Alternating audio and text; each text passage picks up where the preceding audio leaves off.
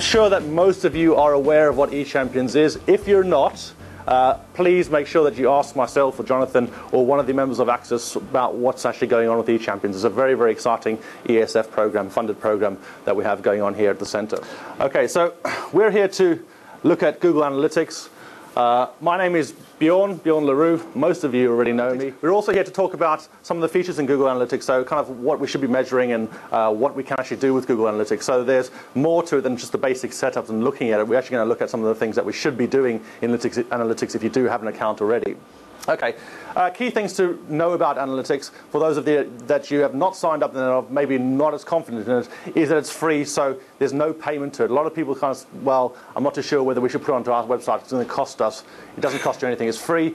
It also allows us to make proper analytic decisions about our data that comes back from our website. So it's not guesswork. We don't have to say, well, I think there are so many people visiting and I think we got so many conversions. We know for a fact, based on numbers coming back from analytics, the stats in our website, that we are getting certain number of visitors, certain number of hits, certain number of bounces, and that sort of thing. One of the things that you can use analytics for as well is to actually test changes. If you are making changes to your website, it's a good idea to actually have analytics running before you make those changes so that you can gather a baseline of what your expected traffic is, what your previous traffic is to the changes that you might make. So one of the very, very useful things with analytics, as from the point of a web developer and a web designer, is that if you are going to make changes, if you're going to tweak a website, make sure you know what your baselines are, what your existing information, your existing stats is before you go and make those changes so that you can do comparisons. And also very, very good for saving money on PPC.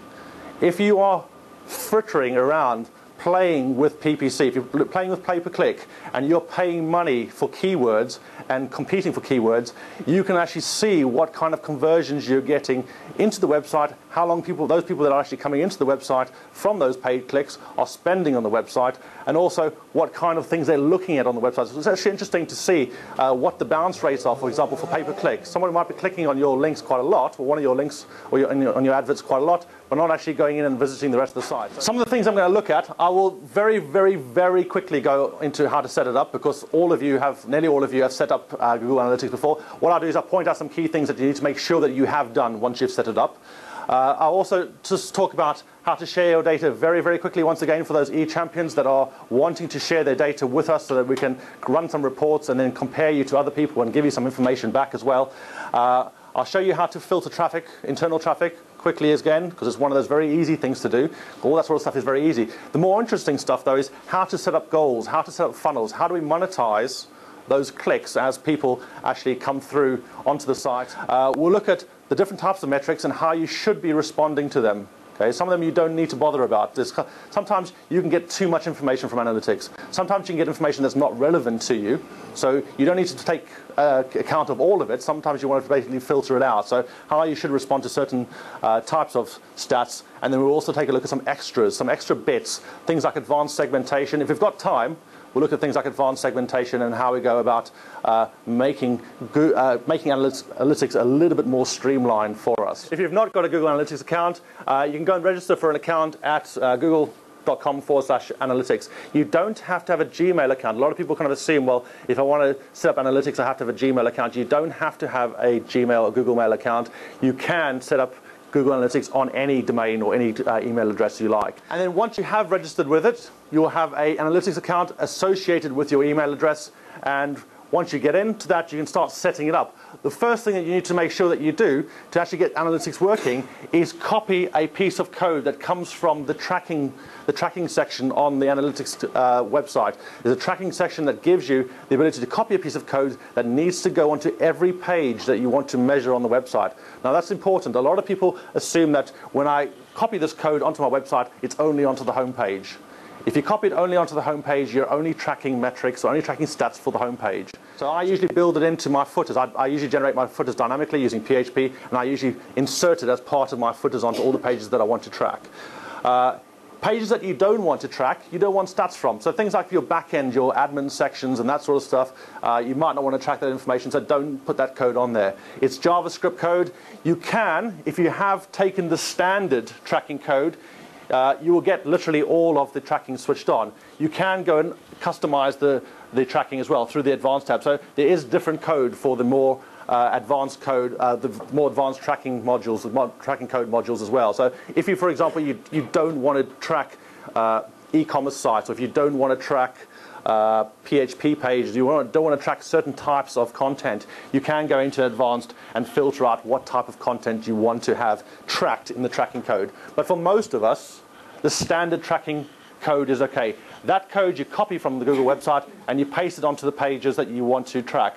Now, it should go into the bottom of the page. So exactly around about there is where the tracking code should be. The reason it should be there is that the page wants to display, and then you want to do the Google tracking stuff. You don't want the Google tracking stuff to happen before your page displays or slow down the load of your page. So it happens right at the bottom of the page. Okay, a couple of things to talk about first.